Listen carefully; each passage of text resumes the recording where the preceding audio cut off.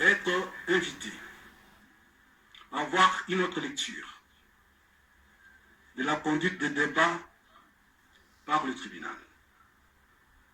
Nous venons ici avant l'amorce de toute plaidoirie, votre tribunal, lorsqu'il est toujours impartial, pose toujours la question, quand bien même la promesse d'entamer les plaidoiries a été faite à une des audiences antérieures, savoir s'il y a de par les parties des soucis, des compléments d'information. Mettez-nous en disposition psychologique de vous faire confiance. Parce que là, nous avons une pièce que nous n'avons pas discutée avec le tribunal. Quelle pièce? Nous avons un CD contenant les discours et orientations du président de la République. Nous n'entendons pas en faire état sans avoir discuté de cela en une audience publique.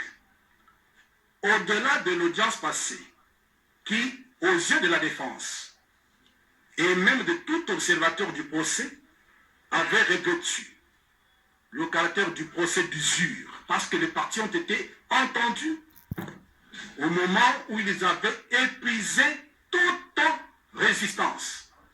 Et en psychologie judiciaire, cela est interdit. Aujourd'hui, nous ne voulons pas être invités à constater que nous entrons dans une autre phase du procès de ruse. Et donc, qu'il vous permet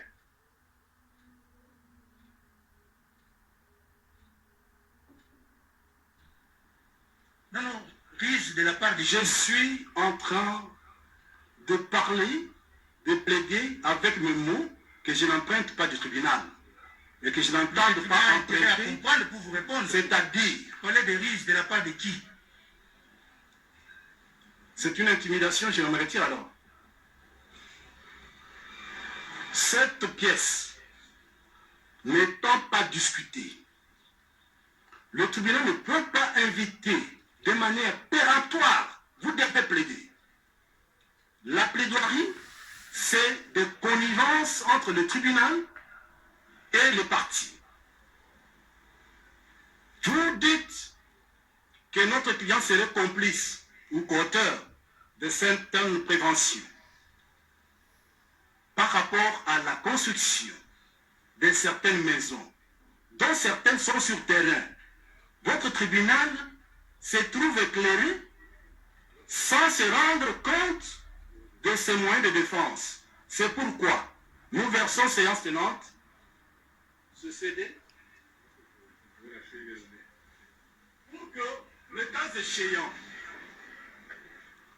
l'on nous dise quand le chef de l'État, je termine, quand le chef de l'État s'adresse à la représentation nationale, l'Assemblée nationale, pour parler de 1500 maisons auxquelles on devrait ajouter 3000 maisons.